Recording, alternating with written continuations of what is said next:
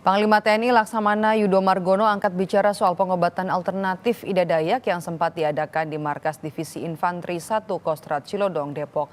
Menurut Panglima TNI itu merupakan bagian dari bakti sosial TNI kepada masyarakat.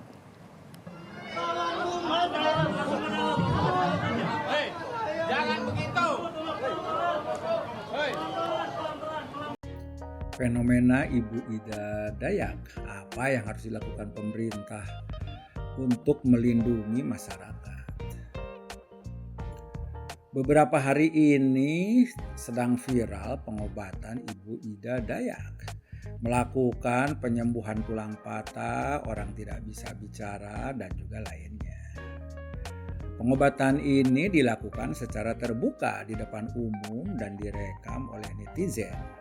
Terlihat tangan yang bengkok bisa langsung diluruskan dan bisa bergerak, sementara pasien saat tangan bengkoknya diluruskan tidak kelihatan sakit.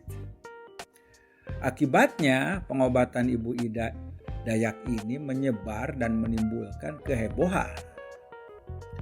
Ditambah lagi kemudian ribuan orang datang ke Markas Kostrad Cilodong untuk ikut berobat sebagai bagian dari acara bakti sosial TNI. Orang berdesakan, ada yang pingsan, sampai akhirnya acara dibatalkan. Di dunia maya banyak diberitakan perihal Ibu Ida Dayak ini, yang bahkan katanya menyembuhkan pangeran Arab yang sudah koma selama 17 tahun. Di antara berita simpang siur ini, seperti biasa, ada yang meragukan, ada yang percaya. Kemudian Kemenkes mengeluarkan statement sebagai berikut. Kepala Biro Komunikasi dan Pelayanan Masyarakat Kemenkes, Siti Nadia Tarmizi, menyatakan pemerintah melalui Dinas Kesehatan setempat bakal melakukan pembinaan terhadap praktek pengobatan tradisional ataupun tenaga penyehat tradisional (HATRA) agar mereka memiliki surat terdaftar penyehat tradisional (STPT). Kami lakukan pembinaan termasuk pengawasan, koordinasi melalui Dinas Kesehatan. Tenaga penyehat tradisional bisa dibagi berdasarkan modalitas, yaitu keterampilan, ramuan, dan campuran. Berdasarkan itu kita bisa lakukan pembinaan supaya masyarakat tidak dirugikan, kata Nadia saat dihubungi oleh cnnindonesia.com hari Rabu tanggal 5 April. Berikut juga respon dari IDI. Kita menganggap dalam konteks ini kita mengapresiasi sebagai landasan sosiologis terkait pengobatan yang dilakukan Ibu Ida. Tapi secara kedokteran ini tidak ada kaitannya, kata Adib di gedung PBID Jakarta Pusat Selasa 4 April. Komentar dari dua lembaga yang mempunyai otoritas di bidang kesehatan ini seperti biasa hanya bicara normatif, tidak memberi kepastian kepada publik untuk bersikap terhadap pengobatan seperti yang Ibu Ida Dayak lakukan maupun pengobatan lainnya sejenis ini. Publik dibiarkan tetap gamang dan dipenuhi ketidakpastian. Padahal pertanyaan publik itu sederhana. Apakah pengobatan Ibu Ida Dayak ini benar-benar menyembuhkan dan aman? Atau hanya tipu-tipu saja? Di sini seharusnya peran pemerintah berlangsung. Jangan hanya bicara normatif saja. Bagi publik bukan soal kedokteran atau bukan, tapi soal apakah sembuh atau tidak, itu yang penting. Kedokteran juga tidak penting kalau tidak menyembuhkan.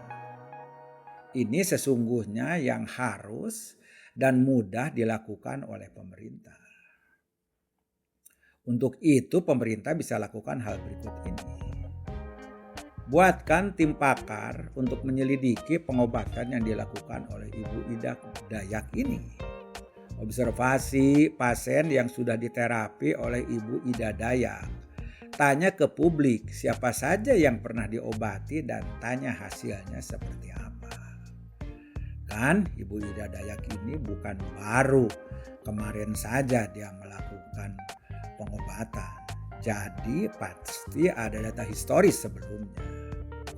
Lagi pula nama dan daftar orang yang sudah diobati mudah didapat. Semuanya terbuka dan ada di media sosial. Kemudian bawalah orang yang pernah diobati oleh Ibu Ida ini ke rumah sakit dan lakukan uji laboratorium. Lakukan uji klinis atau melalui pengamatan sinar X. Kan dengan sinar X itu kelihatan apakah benar-benar sembuh orang yang patah tulang itu atau bagaimana. Kemudian setelah mendapatkan data hasil pengamatan sejumlah pasien yang cukup, silahkan kemudian Kemenkes ambil kesimpulan. Apakah benar-benar sembuh atau tidak sembuh sama sekali?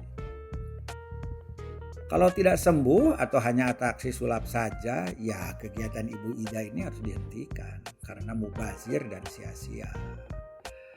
Memberikan harapan palsu saja kepada publik. Kalau ternyata terapi Ibu Ida Dayak ini benar-benar menyembuhkan, ya harus diterima dengan baik. Anggap ini anugerah bagi bangsa ini. Bila dokter tidak bisa menyembuhkan, tapi Ibu Ida bisa menyembuhkan, ya harus diterima juga oleh dokter.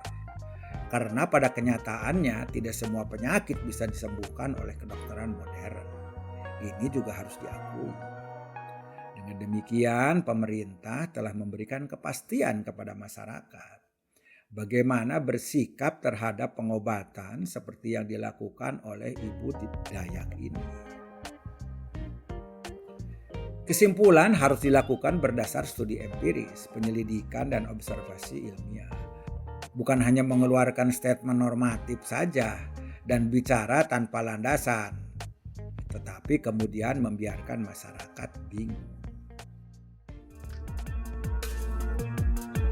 Sampai jumpa di sesi selanjutnya.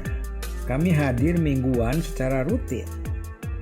Silahkan subscribe agar Anda tidak ketinggalan dari analisa dan fakta bersama saya, Lisman Sumarjani.